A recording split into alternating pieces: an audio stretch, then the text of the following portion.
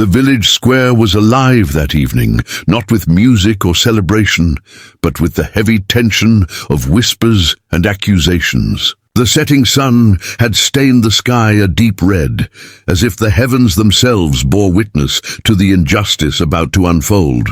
In the center, kneeling on the hard earth, was a young girl, barefoot, her face streaked with tears and dust. She clutched her hands together in desperate prayer, though no one seemed to hear her cries. Around her, the villagers gathered in a circle, their voices rising like a storm. Some spat, others pointed, and many shook their heads as if to say, "How could she?"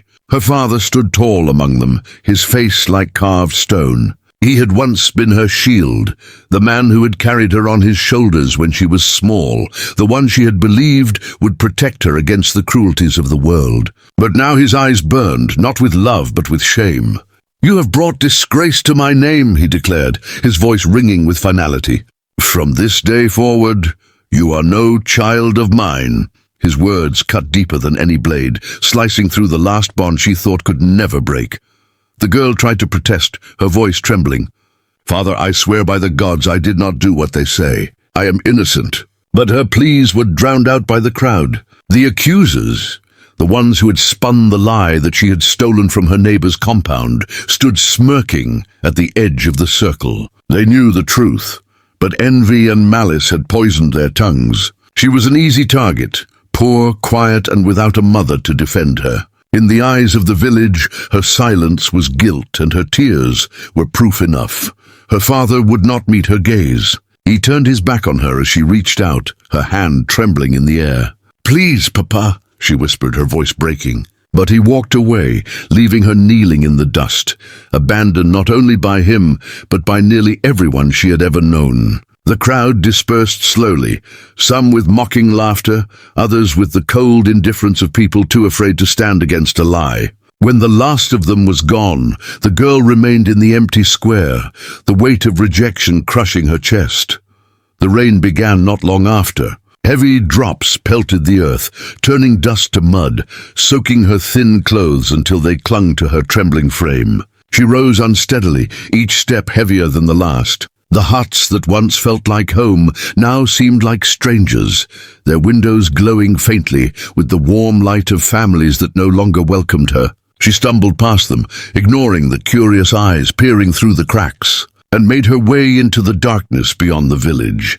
The forest path was slippery, but she pressed on, her bare feet cut by stones and thorns. Her mind spun with voices, her father's harsh rejection, the villagers' cruel laughter, the whispered lies that had ruined her. She thought of ending her misery by the swollen river, letting the rushing current carry her pain away forever. She stood at the riverbank, staring into the black water, her tears mixing with the rain. For a long moment, she felt the temptation to step forward and let the water swallow her.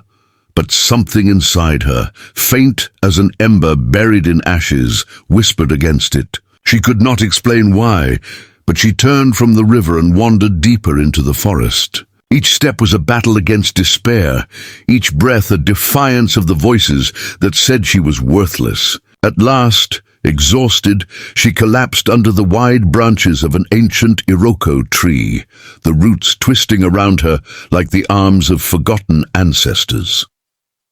It was there that the palm wine seller found her. An old man, grey-bearded and stooped from years of climbing palm trees, he carried his tapping tools slung over his shoulder and a calabash tied to his hip. His life was simple, his trade humble, and most villagers thought little of him. But his eyes, sharp and weary, noticed everything. When he saw the girl lying in the mud, her body trembling, her face streaked with rain and tears, something stirred in his chest. Without hesitation, he bent down and lifted her gently into his arms. His hut was not far, a small place at the edge of the forest, where the scent of fermenting palm wine drifted through the air. Inside, he laid her on a raffia mat, covering her with a rough but warm cloth. He lit a small fire, the glow chasing away the darkness. He did not question her, did not scold her, did not ask why she was alone in the storm. Instead, he set a calabash of warm palm wine by her side and waited. In the silence of that humble hut she breathed slowly, her trembling easing as sleep pulled her into its arms. For the first time that day, she was not alone. When dawn crept into the small hut, the young girl stirred from sleep. The fire had burned down to glowing embers, and the scent of palm wine hung in the air, mixed with the sharp smoke of firewood. She blinked, her eyes swollen from crying, and for a brief moment she forgot where she was. Then the memories of the previous night struck her like a hammer. The accusations, her father's voice disowning her, the villagers' laughter. She curled into herself on the raffia mat, wishing the earth would swallow her whole. The palm wine seller entered quietly, his bare feet hardly making a sound on the earthen floor. He carried a wooden bowl of steaming yam porridge, its simple aroma filling the small space. He set it beside her and said nothing, only nodding toward it. She looked up at him, wary, expecting harshness or questions. Instead, she found only calm in his wrinkled face, as though he had lived too long to be surprised by cruelty. I have nothing to give you in return," she whispered, her voice hoarse. The old man sat on a low stool, his gnarled hands folded on his knees. "Eat," he said simply. "Your stomach cannot argue with pride." His tone was neither commanding nor pleading, but steady, like the rhythm of a drumbeat. Slowly, trembling, she lifted the bowl and took a spoonful. The warmth spread through her like a forgotten comfort, and before she realized it, she was eating hungrily, tears slipping down her cheeks with each bite. Days passed in this quiet rhythm. She slept on the raffia mat at night and helped him during the day, washing calabashes, fetching water from the stream, gathering firewood. Her hands grew calloused, but her heart felt lighter than it had in weeks. The palm wine seller did not treat her as a stranger or a burden. He spoke to her as though she belonged, teaching her how to ferment the sap, how to stir it with the right rhythm, how to balance calabashes on her head without spilling a drop. She began to smile again, though cautiously, as though afraid joy might be snatched from her. One evening, as the sky bled orange over the forest, she sat by the fire while he patched a torn raffia mat. She asked hesitantly, "Why did you take me in when no one else would?" The old man did not look up from his work. "Because I know what it is to be cast aside," he said softly. His eyes grew distant, staring into memories she could not see. "Once I too was called a thief. They took everything from me, family, land, name. But the truth has a way of surviving, even when men try to bury it. You will see." His words settled deep in her heart, like seeds dropped into fertile soil.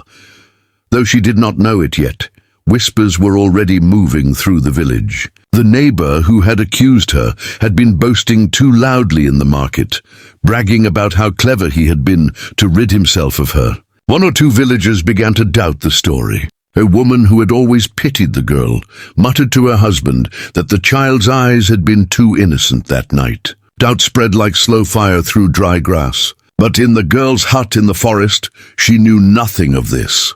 She only knew the peace of being unseen and unhated. It was not easy to heal. Some nights she still woke with a start, hearing her father's voice in her dreams, "You are no child of mine."